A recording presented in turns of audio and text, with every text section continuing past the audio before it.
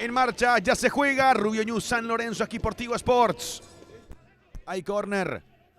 Viene el centro de Víctor Ayala. No pudo Oviedo. Le quedó Ayala.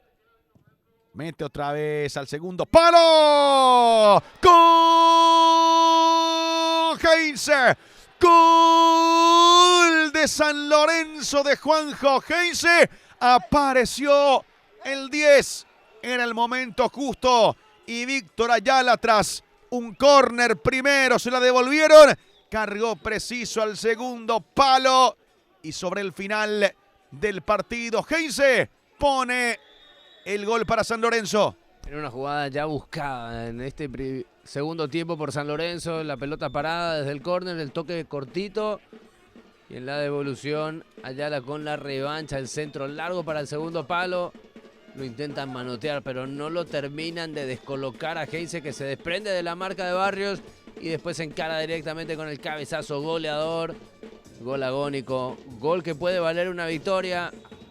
Viene el centro. Le pega Caballero. Lo puede empatar Rubio Ñu. En la última pelota de la noche. Centro que va.